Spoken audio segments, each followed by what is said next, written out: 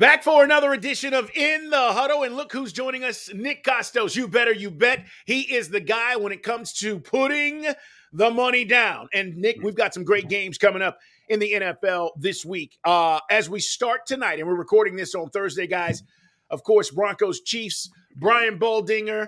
I'll tell you this. I have no faith whatsoever in the Broncos. And I'm looking at these numbers, and I see that Russell Wilson is playing halfway decent. It's a little bit unfair to say the team completely sucks as it did last year. But, guys, Broncos, Chiefs. Chiefs are a 10.5-point favorite. Nick, I want to start there because I think a lot of people just look at the Broncos and go, they're not any good. They just lost to the Jets at home. They're obviously going to lose to the Chiefs by 10.5, right? Yeah, probably. And actually, I do take umbrage with one thing you said. The Broncos just kind of do suck. Sorry. They're just really bad.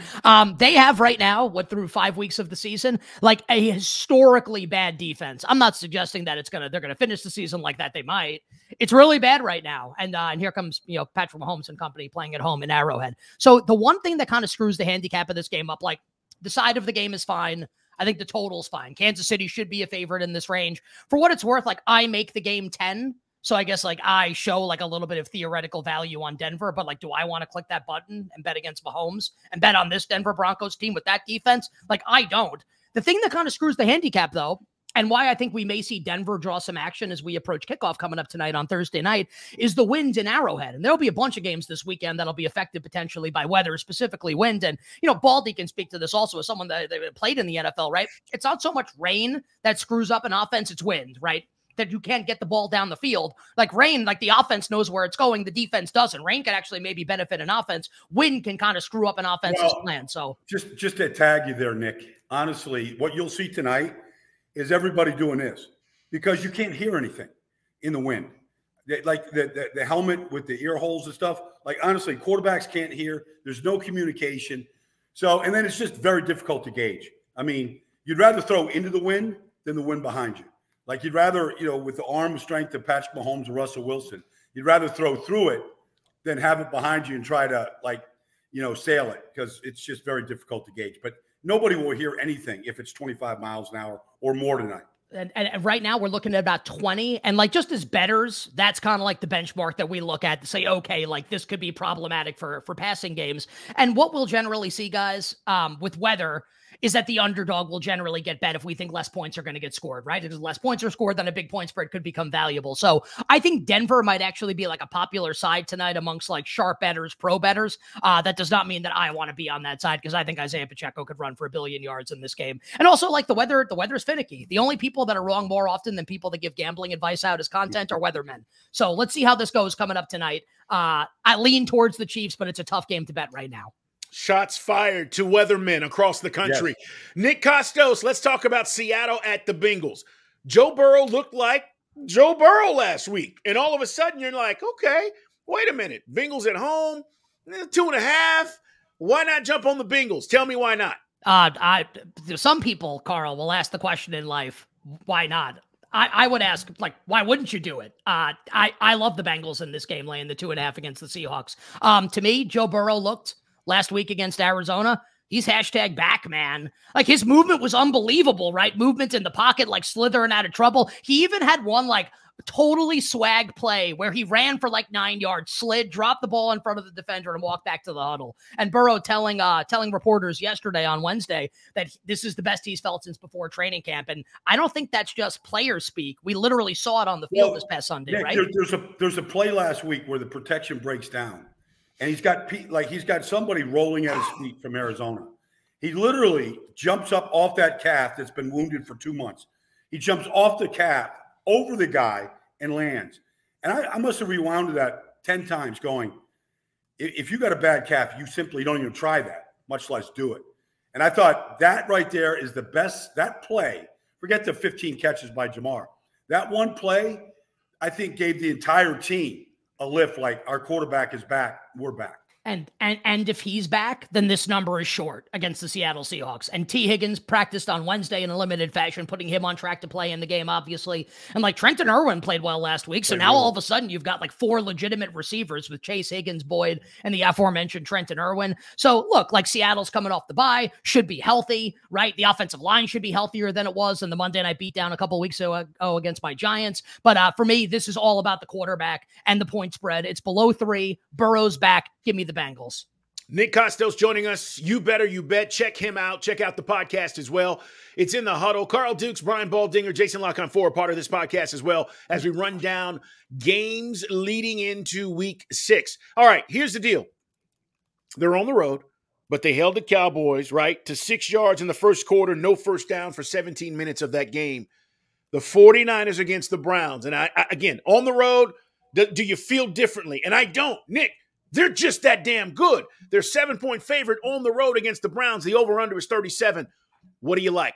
Yeah, I think, the question that we might have to start asking is, like, is this going to be like a historical 49ers team? Like some of the 49ers teams that I grew up watching, that 89 team, for my money, still like one of the best teams I've ever seen. Like, we'll see if this team can kind of reach those dizzying heights, but certainly think they've earned the distinction of being this big of a road favorite. And a couple things to consider that have pushed this number all the way up, because let's be clear here, right?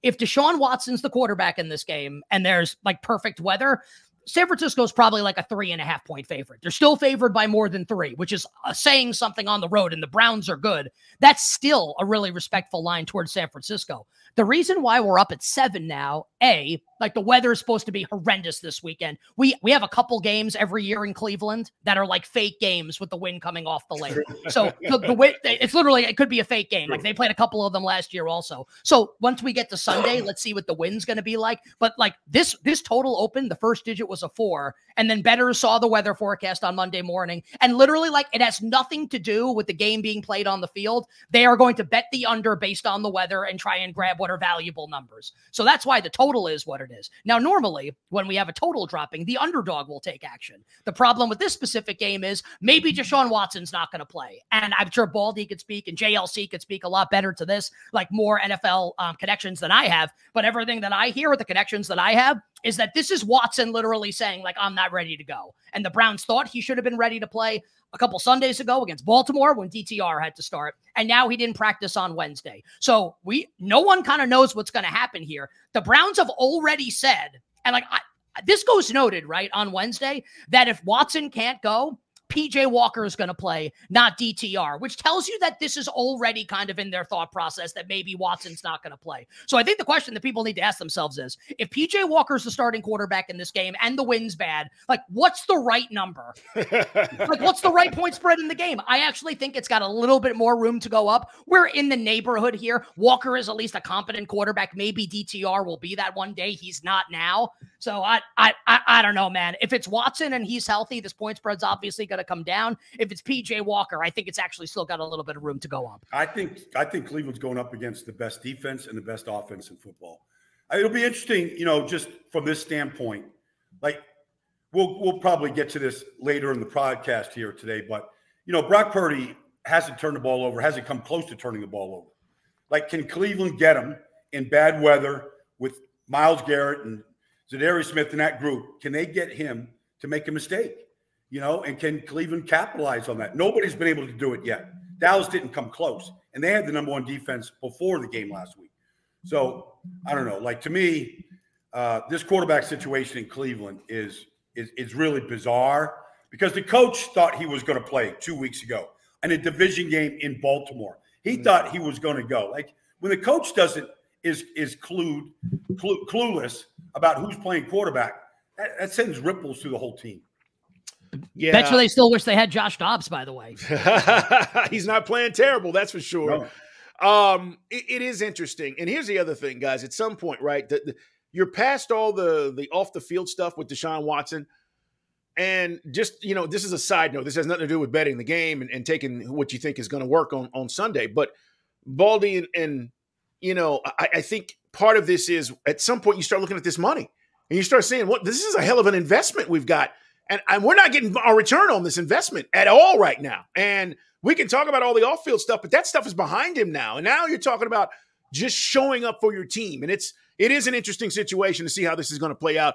I like the 49ers guys, and Nick, you make a great point about the weather stuff. The over-under 37. Don't know if that goes down. You think it stays there, by the way, before we move on? My sense would be if it goes down, it'll go down a little, and then maybe what you would see, and I don't know that this will be the case, just that like patterns emerge when you do this for long enough, is that if it gets low enough on Sunday, if like the forecast is not going to be like the worst forecast we've ever seen, like the Browns-Saints game last year was like a fake game that was played in Cleveland. This might not be that. We'll see. My sense is that come Sunday, we might see some buyback and a little bit of over money come in, but I'm guessing based on what the weather is going to be on Sunday. Really impossible to say right now.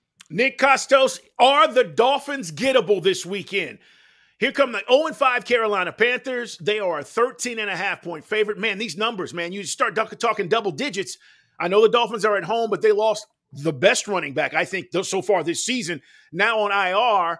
And how does that change what they want to do? And do they cover this weekend? Yeah, I think, I may have big time egg on my face here. I actually feel like I'm on an island, which makes me a little nervous with this game. I like Carolina a little bit to cover the spread here. Now, I liked it a lot more when it was 14. The Achane injury, once that started to get out on Monday, kind of pushed this down a little bit under 14 to 13.5. There's a lot going on right now with the Panthers, like behind the scenes, and like what Mike McDaniel said yesterday about Bryce Young, and maybe Frank Reich needs to give up the play calling duties to the OC Thomas Brown. There's like a lot going on here with Bryce Young. Here's my opinion, and I know that it was kind of in garbagey time last week in the second half against Detroit. I thought he played really well in the second half last week. And Baldy can obviously speak better to this as someone that played at the highest level, right? But just like me as a fan, the patterns that emerge watching games for over 30 years, every Sunday, et cetera, right?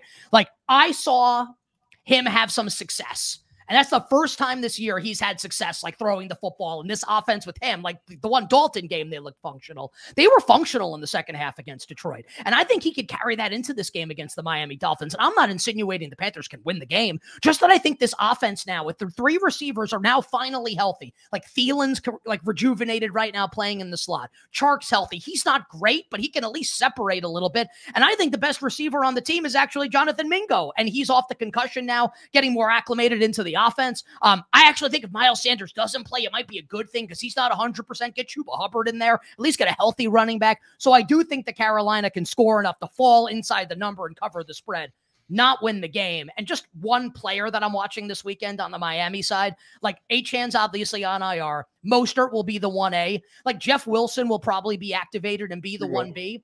A couple weeks ago, I watched Dolphins running back, who's no one's ever heard of, by the way, but I'm sick with this stuff, and I love fantasy, so I know all this stuff. Chris Brooks had a 66-yard run a couple weeks ago for Miami in the 70-point win, a 70-point game against Denver. Had a great block last week in the Giants game. He kind of profiles to me more than Salvon Ahmed as like the speedy change of pace back. So I wouldn't be surprised if we saw Chris Brooks get a couple totes in this game and maybe look a little decent. It's a classic Mike McDaniel find. Like he literally, if you go back, Cleveland, Atlanta, San Francisco, I mean, Mostert had been around the league, cut, practice squad, been all over the league until McDaniel said, he's our guy. And same thing with Jeffrey Wilson, free agent in North Texas. Like, he just has the eye for guys that can play in his system. Like nobody else. Kyle Shanahan and Lynch, they trusted him to go find these guys. He found Elijah Mitchell out of Louisiana. Like, he has an eye for this. And I agree with you, Nick. That run by Chris Brooks, that wasn't – you should always pay attention to the running backs in a Mike McDaniel offense. Well, it doesn't seem like they'll be lacking for any production from their running backs. That room is deep. And although they'll miss, Achane, I think bottom line is they're going to be fine. Hey, let me ask you about this game. It's Carl Dukes. It's Brian Baldinger, guys. This is In the Huddle. Every week we get a chance to chop it up with Nick Kostos, You Better You Bet, as we talk gambling and look ahead to the week's games. Eagles-Jets. Eagles are the other undefeated team, right? I mean, we could talk about who's the best NFC. It looks like it's going to be another showdown between the 49ers and the Eagles. I don't know who has home field, but the Eagles are 5-0. Baldy and I are going to get into how well that defensive line and those defensive tackles are playing here a little bit later. But the Jets at home, 7-point underdog to the Eagles. And for some reason, I just feel like that number should be better. I don't think we've seen the best of the Eagles yet this season. Do you guys feel that way? They were awfully good last week against the Rams. I mean, They didn't put up a lot of points, but they went up and down the field all day. They have some red zone issues. You saw Jason Kelsey blow up on the sideline out of frustration. But it was the best that Jalen Hurts played all year. I think he'd been bothered by some ankle problems, and he turned it loose last week. And when he turns it loose, this offense is almost indefensible. You saw Dallas Goedert break out last week, a huge, huge game. A.J. Brown, 3 weeks in a row right now, is almost unstoppable. It's the best offensive line in football. They have issues in the secondary for sure. Every week it's different guys because of injuries. But I feel like this offense is just beginning to take off. Yeah, and I think Carl, just on the home field, who's going to have home field in that potential game? Like, Yeah. November 20th, Eagles at the Chiefs. December 3rd, Niners at the Eagles. So we got some Titanic games coming up later in the season that probably we'll decide that we're looking forward to. In this particular game, I bet the Eagles at a number that doesn't exist. This was 6 earlier in the week, and I was just like, okay, like, no. And I can lose the bet. It doesn't mean like I made a good like mathematical bet. It doesn't mean I'm going to win, but I was like, okay, I think this point spread should be higher, and it is now. I think we're probably existing in the right zone here. I guess like my problem with the Jets in this game, and I bet the Jets last week against Denver, like I liked the matchup. What's the matchup that like the theoretical matchup that if you like the Jets, what are you hanging your hat on as far as the on-field handicap goes? You're hanging it on Breece Hall having a day like he had last week. Okay. That's what we're trying to do, Nick. Well, yes, you're right. Also, that was Denver. Yeah. This is Philadelphia. So it's a long story short is I like the Eagles. I think the point spread's okay right now. I think the Eagles are a fantastic teaser. Like I mean, look, it's not a great mathematical teaser leg because you're teasing off 7, but I mean, the Eagles and 49ers down to just win the game sounds pretty good to me this week. All right, one last game, Monday Night Football, Cowboys Chargers. I want to get your thoughts because the Cowboys coming off that devastating loss, they only scored 10 points. Everybody's on them, right? Now they've got injuries they're dealing with. Van Der Esch is out. You've got some other injuries. What happens? Do they bounce back, and do they cover the 2.5 on the road against the Chargers? I'll be honest here, like I always am with you guys and my audience on You Better You Bet. I think that I'm making a stupid bet in this game, and it's kind of an emotional bet, and I try not to make these too often because I actually think like the sharp side in the game is going to be Dallas. Coming off the game last week. It's like a classic, like, contrarian bet. They get embarrassed. They get pantsed by the Niners, dominated, humiliated last week. And now, like, now they got to go play the Chargers on the road. Where, by the way, like, which team do you guys think is going to have more of a home field advantage in Los Angeles? Cowboys, yeah. But it's not even close. That stadium's going to be like 80% Cowboys fans. This is going to be like a home game almost for Dallas, minus the travel, obviously. So I think that sharp bettors will be on Dallas. I'm going to bet the Chargers in this game. I love what I've seen from the Dallas defense in a couple games this season, and we talk about it on our show. Micah Parsons, the hashtag doomsday that he put out after the Giants game right in week 1. Great. You doomsdayed the Giants. You doomsdayed the Jets. You doomsdayed the Patriots. What happened when you played 2 actually decent offenses? You got shredded by the 49ers. And by the way, like the Cardinals offense has been really good this year, and they're an over team. And the first digit, by the way, in the Cardinals-Rams total needs to be a 5, and it's a 4. That game's going over the total on Sunday, just as an aside. So when Dallas plays good offenses, they give up yards and they give up points. Here comes off the bye Justin Herbert and Austin Eckler and Keenan Allen. I think we'll see the rookie Quentin Johnston more into this offense this week with the bye. I think he's got a chance to be like fantasy football league winner. Palmer's still there. So look, like maybe Dallas runs for 1 billion yards, and this is kind of like the Tony Pollard breakout game that fantasy owners have been waiting for, prop bettors have been waiting for. For me, this is like Chargers at home, healthier team, Dak under the lights. I'll take the Chargers here. Nick. But again, like I think the Cowboys will be the sharp side. I happen to disagree, so give me the Bolts. Nick, what's the prop bet in this Monday night game for the cutaways to Kellen Moore? Like, I think, if this Chargers offense goes up and down the field and Keenan keeps doing what he's been doing all year and Eckler's back in this lineup and this Cowboys defense is giving up yards and points, are we going to see Kellen Moore like every single play like we saw Taylor, like Taylor Swift the other day? Like, I feel like Kellen Moore is going to be as big a story as anything in this game. Yeah, it's obviously, and you do a great job. I should have mentioned this. It's the Kellen Moore, like Dan Quinn chess match, right? Former Cowboys coordinator and play caller against the defensive coordinator and play caller. And it's not like this doesn't have to turn into like Kellen Moore versus Dan Quinn. It's like players versus players, right? And I like the Chargers offense right now more than I like the Cowboys defense. Maybe I'll eat those words. I like the matchup for the Chargers here, and I'm willing to be wrong, and maybe the Cowboys get back on track and win the game. I think the Chargers are ascending right now. I'll take Herbert over Dak Prescott any day of the week, twice on Sunday, 3 times on a Monday night in LA. Give me the Chargers on Monday night. All right, Nick, before we let you go, I got to ask you about the Purdy MVP conversation, and more importantly, from a betting standpoint, what does this look like if you jumped on now with them being 5-0 and how well he's played? Okay, so 2 things here. Let's start on entry point, like when to bet somebody. This is like the absolute, like actual worst time to bet Brock Purdy. First off, like the price is extremely short. He's like grouped in with like guys that are going to have better stats than him when the season's over, whether it's Allen, Mahomes, Hurts, et cetera, right? Also, you have the fact that they're playing on the road this weekend in a potential like ridiculous wind game with a total of 37. So the Niners can win the game, of course. Is Brock Purdy going to throw for 300 yards and 4 touchdowns in this game with 25-mile-per-hour winds against this defense on the road? Like, probably not. I'm not saying he's going to play poorly. Just that, again, like ask yourself this. Is he likely to have a great statistical game on Sunday in this particular matchup? No. So probably these odds will probably drop a little bit. And then we can maybe have a different conversation next week. But now is a terrible time to do it. The other thing is, if Brock Purdy, and I'm not saying he can't, if he wins MVP, the way that he does it is San Francisco goes like 16-1 or 15-2 and has the best record in the league by like at least 1 game, maybe even 2. Because if they go like 13-4 and the Bills go 13-4 or the Chiefs go 13-4, et cetera, right? And the Eagles go 14-3, those quarterbacks are going to have better stats than Purdy. Also, McCaffrey is going to, as long as he's healthy, is going to cannibalize the vote. And McCaffrey's going to get votes also. So it's not that Purdy can't win. It's just that in order for him to win, you need something very specific to happen because he won't have the stats to compare with the Titans in the AFC, not the Tennessee Titans, the Titans among the quarterbacks. You need them to go like 16-1. And that's how Purdy wins. I think it's unlikely. I'm not bagging on him. He's awesome. Just that I don't think this is a likely thing that I would not want to bet on it.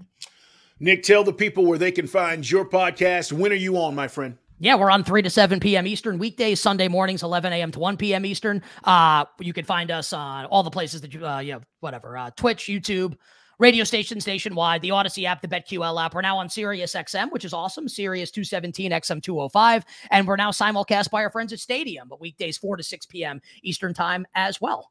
Great stuff, man. Nick Kostos, you better, you bet. Make sure you check him out. We will talk next week. Get money. As I like to say, Nick, get money. Absolutely. Wishing everybody minimal sweats, winning bets, the absolute very best of luck. All right, guys. Nick Kostos here on In the Huddle.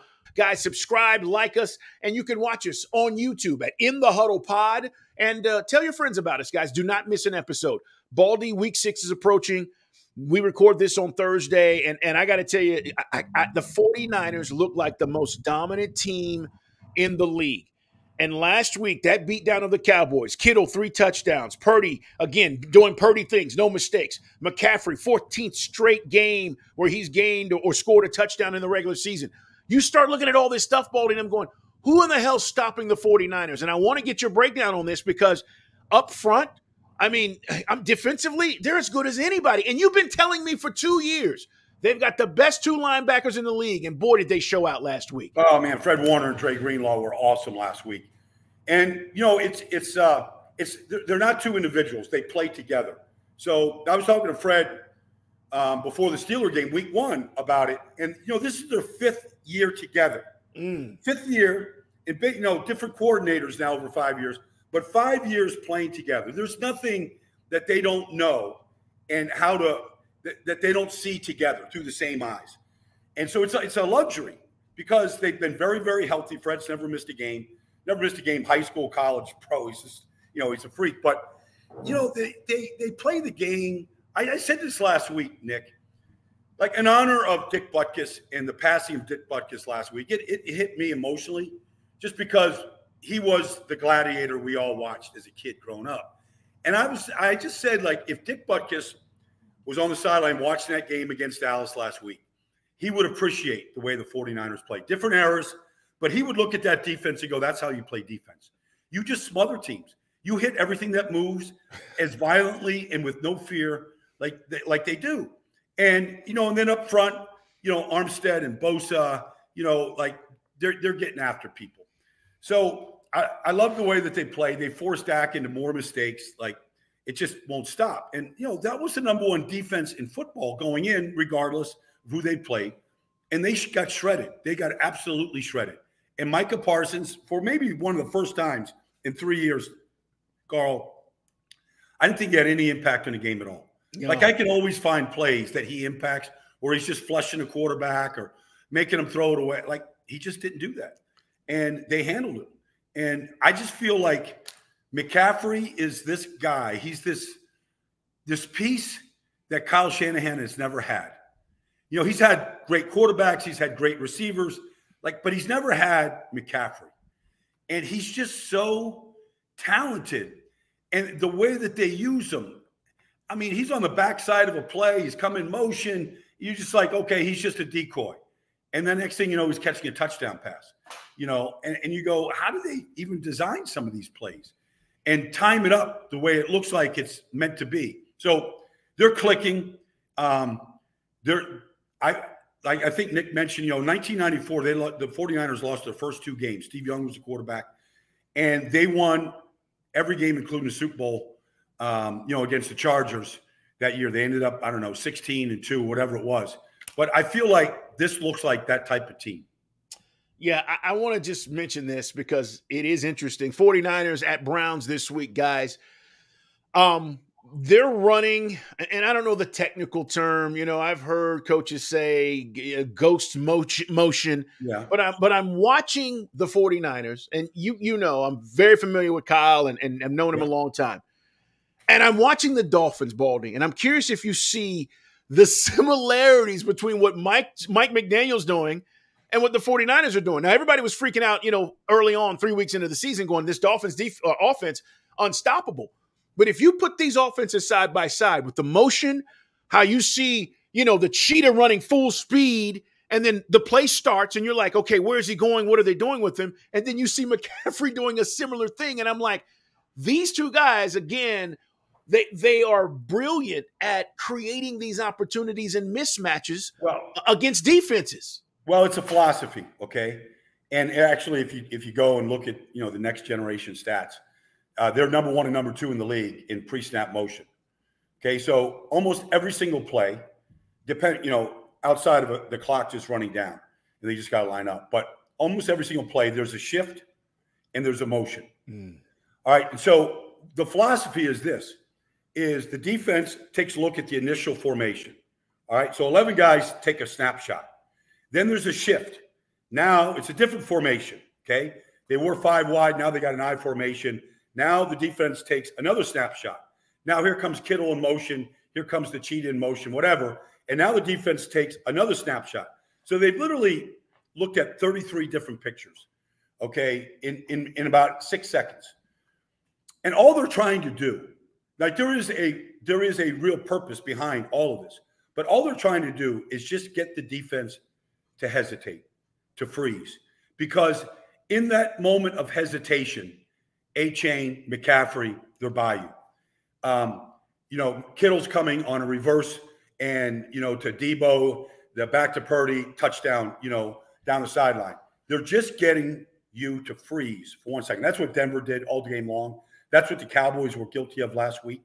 Like, everybody should actually be looking at this more carefully than they do, because it is causing defenses to just hesitate, and you just can't simply play as fast as you want to play. Yeah, it's a great point. Brian Baldinger, Carl Dukes, put them up. We're in the huddle, guys, each and every week. One other thing I do want to mention about this game, and I was so impressed with the 49ers. Is this the way you limit Micah? They chipped him. They doubled him. It seemed like he had no free run with one-on-ones off the edge, Baldy. And I kept looking at this and I said, they're not going to let him beat them. There's no way tonight they're not going to let Micah disrupt them to the point where he beats them. Well, they had a lot of tape to study, because obviously the Cowboys got beat by the 49ers, the past 2 playoff games. But Micah was effective in all those games. And the way that he came off the edge, the way that he was kind of the free rusher, allowed to go kind of wherever he wanted to go. And they had a good game plan for him. And he looked totally frustrated. He didn't get free runs at the quarterback. All of a sudden, he's like coming inside Trent Williams and Aaron Banks, and there's, Juice just popping him. Like, I mean, just sitting there waiting for that head to come through, and he just gets popped and jolted. And so it was a little bit like, not to get off the 49ers, but the Eagles last week did literally the same thing to Aaron Donald. And Jason Kelsey, they were studying. In fact, I got a text message from one of the linemen during their Wednesday install meeting going, have you ever seen Aaron Donald, like the week before against the Indianapolis Colts? Right. The Colts couldn't function as an offense. Aaron Donald just ruined like every play. And so they're sitting in this meeting, and I get this text message going, Baldy, have you been watching Aaron Donald? I go, yeah, he was like, he ruined the Colts offense. They sit there in that meeting, they're going, he's not going to do that to our offense. And they came up with a game plan in that meeting going, this is what we should do to Aaron Donald with Jason Kelsey, Lane Johnson, the whole group. And he had no impact in the game whatsoever. That's about the game plan, guys. The Eagles look good. We're going to talk about them coming up here. Baldy, the other team that I'm impressed with, and I want to get your thoughts, the Lions, right? They win 42-24. Lions at Buccaneers this week. But all the things we wondered, and by the way, no Jahmyr Gibbs, no Amon-Ra St. Brown in that game, okay? And they dominated. And now they've won 12 of their last 15 going back to last season. So we said, all right, what we saw last season, can they build on it? Mm-hmm. They have not only built on it, they have created a culture, I think, now where people are saying they're the front runners to win that division. And Baldy, they created 3 turnovers in the first half, 2 picks and a fumble. Defense is getting after it. So, how's Detroit doing this? Hats off to their personnel group. Like, they're drafting unbelievable. The tight end, I mean, I think people would be shocked after 5 weeks if they don't know this, but the tight end with the most receiving yards in the league right now is Sam Laporta. He's incredible. More than Travis Kelce, more than Dallas Goedert, more than any other tight end. You love this kid, though. When we talked about him in the draft, you loved him. So, because the one thing, I remember just talking to George Kittle. You come out of Iowa, okay, and you play for Kirk Ferentz at Iowa, and you're a tight end. You don't get on the field. Doesn't matter how fast you run, how well you catch. You never get on the field until you can block. So you live in a weight room. You build your body up. You hit the blocking dummies and the one-on-ones like offensive tackles. And so you watch Sam Laporta. The first thing you notice, the guy can block. Like, he's very, very good. And then you watch him run, and you watch him run after a catch. So there's no Amon-Ra St. Brown last week. There's, no, like you meant, no Gibbs. But there was Laporta. He had a big day. He had 2 touchdown catches in the game. He had the reverse, back to Jared Goff for the touchdown. Yeah. Almost the same play that George Kittle scored. It was kind of ironic. But then you look at what they've drafted, like you look at what they have on the offensive line. You look at Jack Campbell. You look at Aiden Hutchinson. You look at some of these players that they have drafted, and Kirby Joseph at free safety. Like, they have struck gold in so many different positions. You go across the board. And then I remember talking to Dan Campbell during training camp this year.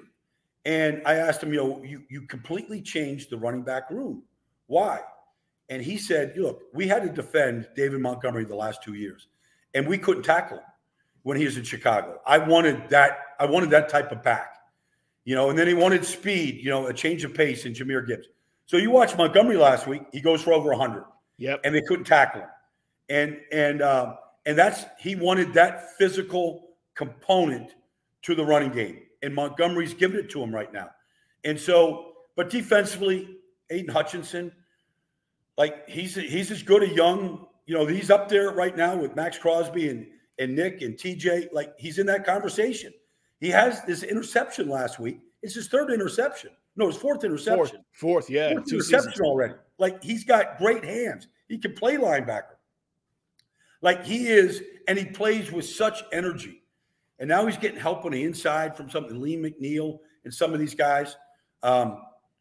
This is going to be a good game in Tampa. I'm looking forward to this one. But Detroit, I know Tampa's had a week to get ready. They're playing good defensively. But Jared Goff is playing the best football he's ever played.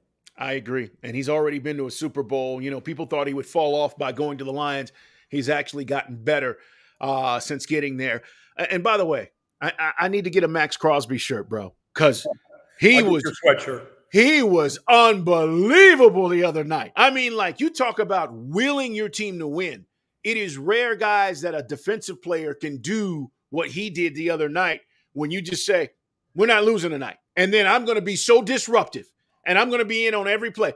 Quarterback hits, sacks, forcing the issue on the edge. I mean, he just was incredible, man. Four tackle for losses. He now, in his last 4 years now, has more tackle for losses than anybody in the game. Anybody. He plays on the other side of the line of scrimmage. He texted me after the game and said, "We're, like, tell me what you think." He always asked me to watch his game. So he, the last 2 weeks, Carl, he's played every single snap.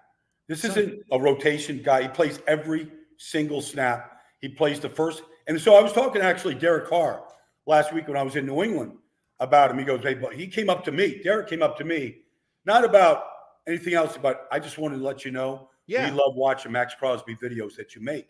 I go, "Really?" He goes, "Baldy, you have no idea. Like, the way that guy practices, I've never seen anything else like it." We all have the utmost respect because you can't play like he plays. Like, literally nobody can block him. Nobody. And so, but that's how he practices every day. And so hats off to Max. And all he's thinking about is the next game this week, the New England Patriots.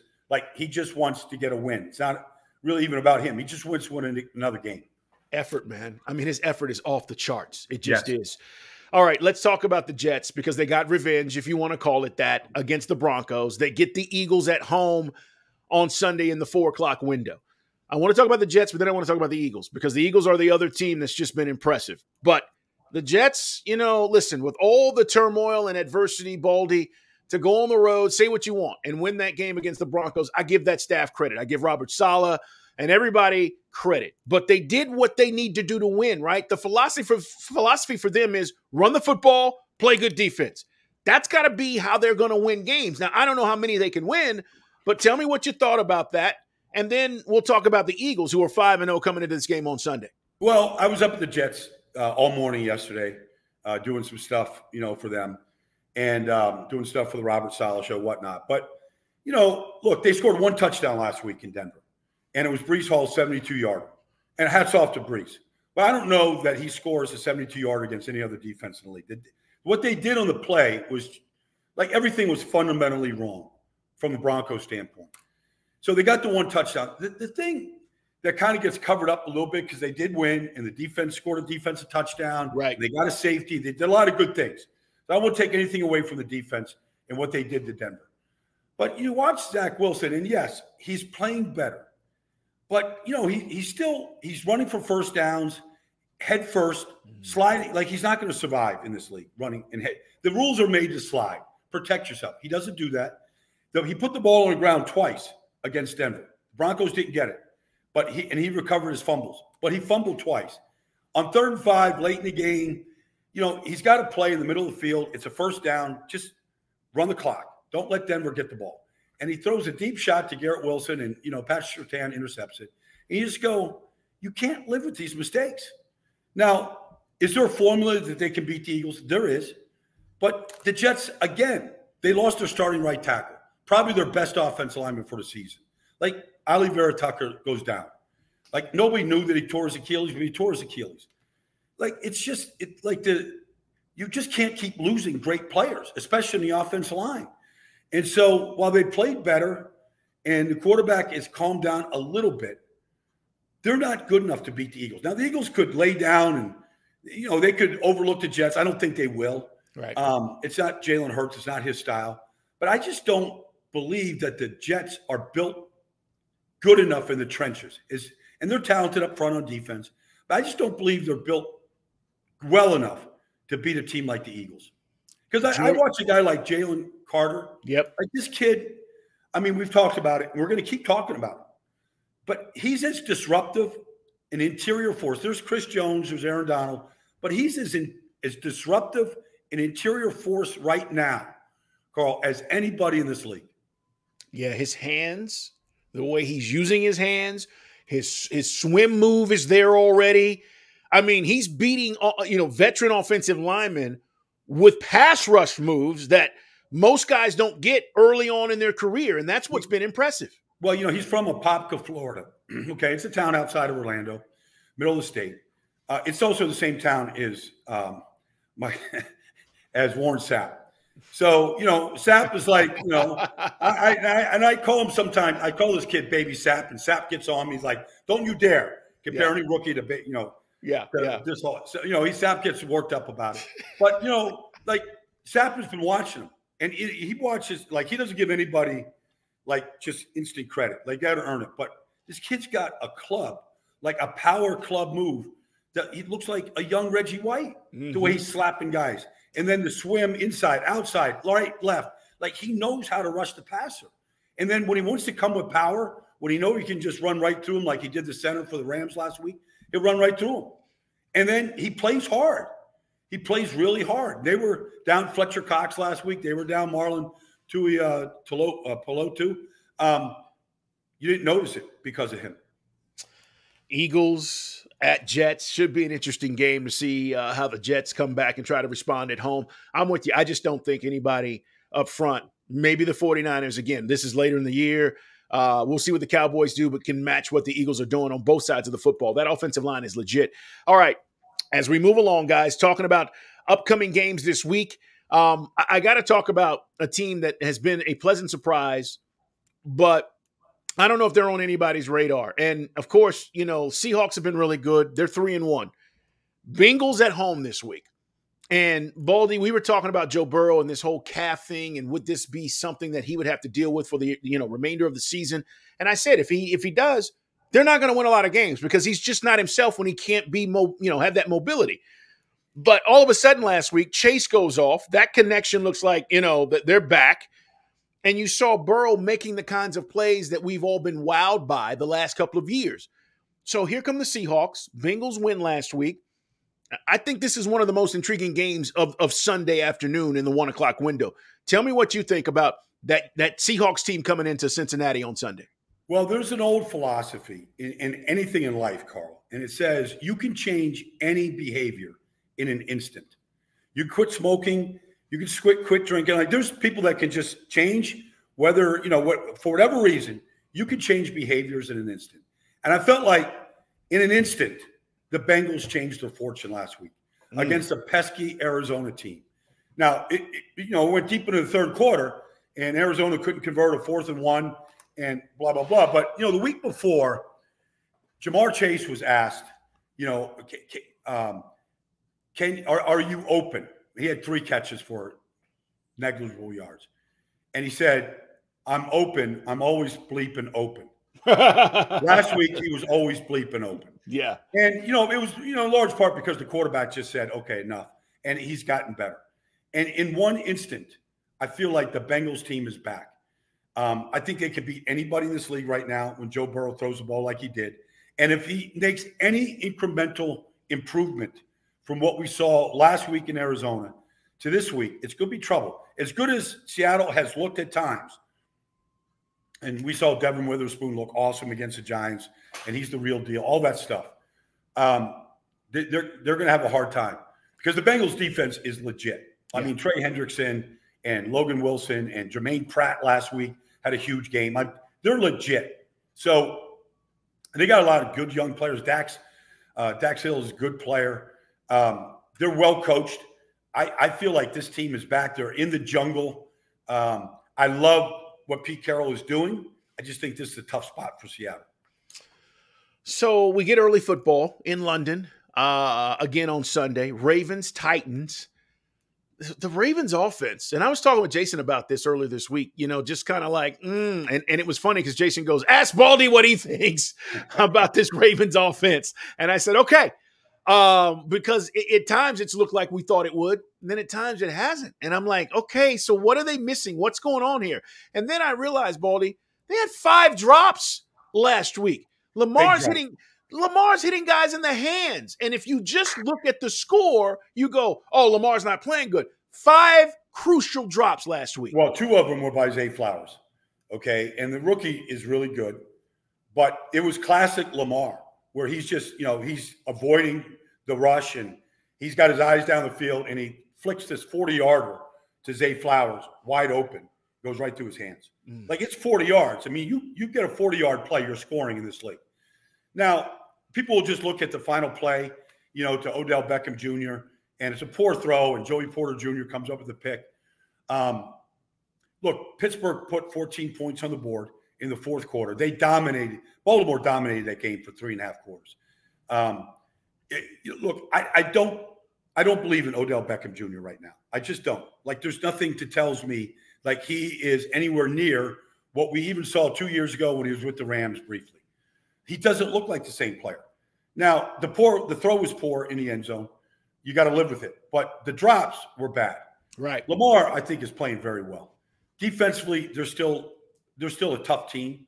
That was a horrible loss. But that's Pittsburgh, Baltimore. Like, that's just a different level of intensity that you see in this business. TJ Watt, just second half, was unstoppable. So, but I like Baltimore. Like, Tennessee shows up one week, they don't show up another week. Last week, the offense was invisible. Indianapolis never let Derrick Henry get going. Never. Like, they just attacked the line of scrimmage. And if you can't beat them over the top, when teams try to do that, compress the line of scrimmage, 8-man fronts, Derrick Henry, Tajay Spears, you're not beating us. Like, if you can't beat Baltimore over the top in a passing game, and Tennessee couldn't do that to Indianapolis last week, you're probably going to have a bad offensive day. Yeah, there's no doubt. It's going to be interesting. That's the early game, by the way, in London. Ravens, Titans. A couple more things we got to cover, guys. It's In the Huddle. Subscribe, like us. You can watch us on YouTube, as I've said, at In the Huddle Pod. Many ways to check us out here on In the Huddle. And Jason Lock-on-4, part of this podcast as well. Baldy's breakdowns, he puts them out all the time. Make sure you check those out on social media. Let's talk about the Monday night game because the Cowboys are coming off of one of their worst losses. And here are the Chargers sitting in the cut, kind of waiting for the Cowboys. I don't know, man. I want to say they rebound, but then I have no confidence in Dak. I just don't. And Baldy, that's kind of where I've been. And then in a big spot last week, the offense didn't show up. He had the nice one-touchdown throw, but it just wasn't enough. And I think he's shouldering a lot of the pressure right now with what's going on offensively. And people are saying, should McCarthy change the offense? Like, what more can he do? What's going to happen on Monday night as the Cowboys take on the Chargers? Well, if you think about it, and this is not to beat up Dak, but, he's showing who he is. Like, he's mistake prone. If he gets late in the progressions, he makes mistakes. If you design a play for Gavontae Turpin, like, Dak can hit it, and he hit the touchdown pass. But, I kind of watch, like, they couldn't run the ball last week. And, that's what Mike McCarthy wants to do. But they weren't good enough up front against San Francisco to run the ball. And so that takes away. Like, if you're asking Dak to elevate the team around him, he simply isn't capable of doing it in big spots. Last week was a big spot. This is a big spot. So I look at the Chargers, and, Kellen Moore is on the other side, and he was running the offense with Dak. And I'm sure there'll be a very brief love fest before the game that the cameras will all capture. Yeah. But I like what Kellen Moore is doing. Like, I saw Keenan Allen before the Minnesota game. Like, he's got 34 catches in 4 games. He's got 3 touchdowns. He's putting him in all these different spots. And the passing offense goes through Keenan Allen. He couldn't be happier. Now, he's got all the surrounding pieces he needs. Like, he's got the rookie out of TCU, and he's got Josh Palmer, and, Eckler will be back. But right now, Justin Herbert and Keenan Allen, I don't know what Dallas is going to do to try to slow it down because it's almost impossible to try to double them or get your best corner on them and get Gilmore locked up. Like, you would like to try to maybe do that a lot.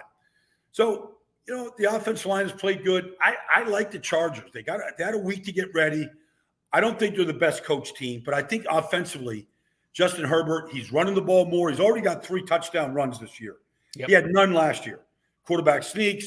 He's running, taking off a little bit more. He's a very good athlete. You have to account for him. And he doesn't make a lot of mistakes. I like the Chargers in this game to get right and to keep their winning streak going. Baldy, what's wrong with the Giants? They get the Bills. Bills look like they've clicked now. Giants at the end of last season, we talked about Brian Dable and the run game and how, and it just doesn't look the same. Like, I don't know what's going on there with the Giants. They're 1-4, but I say that to say they've got a tough contest because this looks like another L against the Bills as the Bills are at home this weekend. It's a bounce back game for the Bills. The Giants are completely dysfunctional on offense, Carl. Now, look, they're without Saquon and they're without Andrew Thomas. They're their two best players on offense, period. So they've been without their two best players now. But so now, gosh, they lose their rookie center on a tush-push play that they didn't know how to run. Nobody does that better than the Eagles, right? Nobody. Nobody's better. Everybody tries to imitate, often imitated, never duplicated, that kind of thing. But, Ben Bredeson is a nice player. He's a backup player. He's their starting center. He's not a good center. They've got backups at left tackle, backups at right guard, backups at left guard. The right tackle has struggled since he's come into this league, and Evan Neal. Like, they can't function up front right now, Carl. And the quarterback has zero confidence that they can function. So, all the stuff we saw in preseason or we talked about in the offseason, Jalen Hyatt is a deep threat, and Paris Campbell in the slot, and Darren Waller is a matchup. Like, none of that stuff is happening. And then defensively, like, they don't know how to tackle. Like, you watch them last week, and they're giving up these touchdown runs 2 weeks in a row where there's the sideline. All you got to do is get the guy out of bounds. And they're taking bad angles. Like, it's horrendous what they're doing defensively. And so I think they're just I don't know. Like, if I said, okay, you could change things in an instant, is this the instant that they turn things around? I mean, nobody knows Buffalo better than Brian Dable, Joe Shane, for leaving that nest. So maybe they know something that other teams don't. But I don't see this as a bounce back game for the Giants, watching the level of dysfunction that I've seen 2 weeks in a row. It's fair. All right, before we get out of here, this is where we are in week 5 heading to week 6. The Patriots got humiliated last week. We know that nobody scares anybody on that offense, especially at wide receiver. We've talked about it, Baldy, on this show, even going back to the offseason as they tried to collect the personnel. The question, though, is if this continues, right, and they go downhill, what's it mean for Bill Belichick? I know it's early, but everybody is already talking about the idea that Robert Kraft is not going to tolerate, these kinds of losses. If the offense stays inept, you've benched your quarterback twice in back-to-back games in the second half.